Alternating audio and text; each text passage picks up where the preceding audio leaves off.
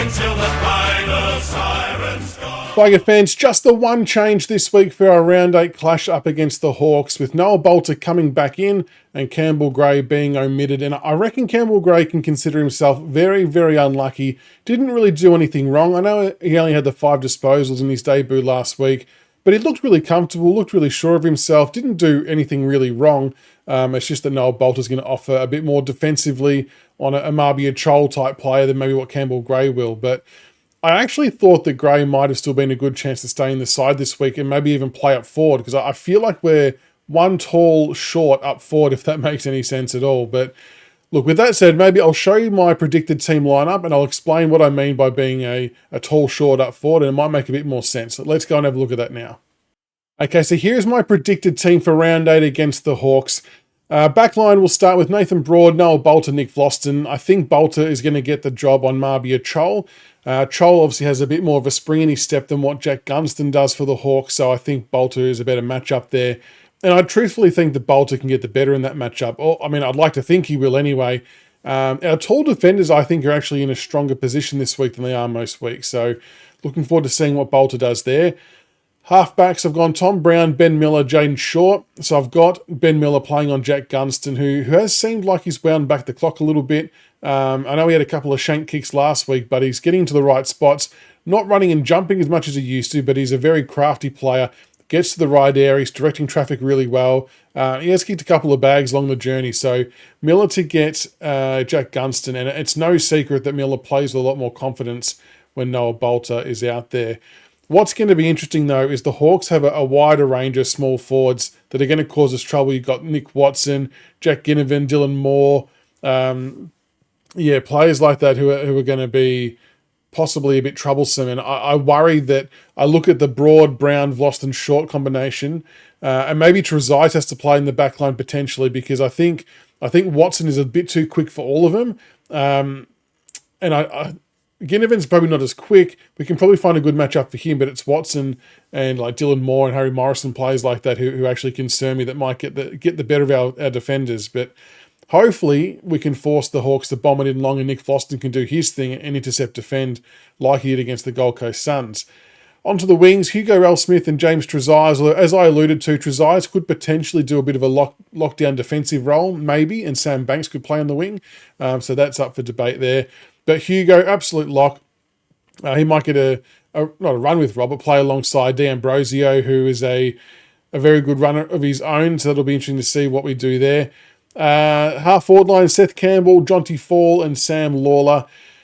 Look, we need our smalls to have a better game this week than what we did against the Ds. And I'll throw Morris Jr. and Ryan Mansell into that conversation too, and Steely Green, who all had pretty down weeks. So hopefully they can make amends for it. And I think it was just because it was 11 games in 3 days. They were a bit worn out. So happy to give him a bit of a mulligan for that against the Ds, and hopefully we see him bounce back.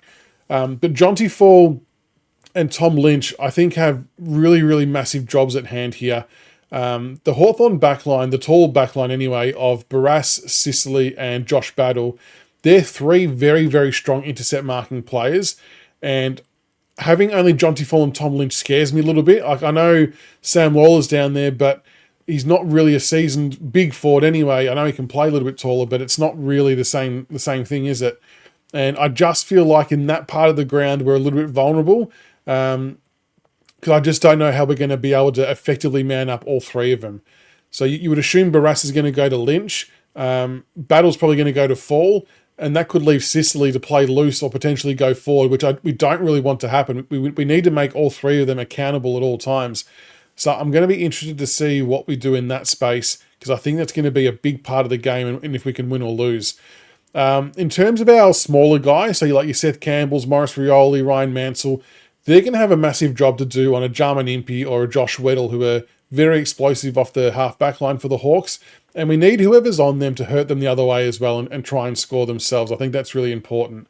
So that's going to be a big task. And like I said before, they all had down weeks against the Ds. So we are looking for a bit of a response, which would be very, very nice. The rucks, Toby Nankervis in ruck, of course. Taranto, Jack Ross and Jacob Hopper in the middle. Hopper and Taranto in particular have been going fairly well lately. This is going to need to be as close to a 4-quarter effort as possible if we're any chance at all. The Hawks are a few soldiers down. No Will Day, no Connor Nash in the midfield. Obviously 2 very notable outs, but Warple and Newcomb are very, very handy players, and they win their fair share of contested ball.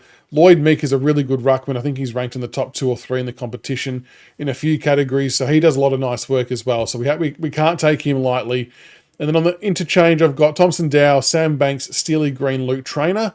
And I've gone for Camden McIntosh's sub. I don't know whether that part will play out. Part of me thinks it might be a Steely Green or a Morris Jr. that might be sub, because the Camden McIntosh piece maybe doesn't make a whole lot of sense. But my reasons for it is I just feel like there's probably not someone he can tag, because if Warple and Newcomb win their own ball at the source, it makes him sort of untaggable in that sense, winning the hard ball gets like that. Yeah, maybe he comes on a bit later as another midfield matchup who can push forward or back. But look, realistically, it's probably going to be someone else who's sub. I'm just having a bit of a guess. But anyway, that's my predicted team for round 8. Let me know what you guys think. Should we have played an extra tall? Should we have kept Campbell Gray in and maybe dropped a Steely Green or someone like that? Or is it better to have pace on the deck? Because if we don't account for those 3 tall defenders for the Hawks, we either have to move the ball with precision passing and lower our eyes at all costs and hit all of our targets, which I don't think we're at the level to do yet, to be totally honest, or we just scrubber kick it in and give them no chance of marking it, which I'm completely fine with as well. But the Hawks are going to structure up well. They're going to try and take away the corridor. But if we can do a little bit of what Port Adelaide did against them and get into the corridor, take those brave 45-degree angle kicks, we might be able to get some quick counter-attack goals and open them up a little bit. It's going to be a tough game. Hawks are a good side, and we'll have to just see what the young Cubs have got for this game. But hopefully we can get a good half or 3 quarters out of them, and we'll see where we go. But again, let me know in the comments below, what do you think of the predicted team? Would you make any changes? Do we need any more player types in there? Keen to hear your thoughts. And like always, make sure you like and subscribe for all the Richmond content, and I'll see you for the next one. Go Tigers.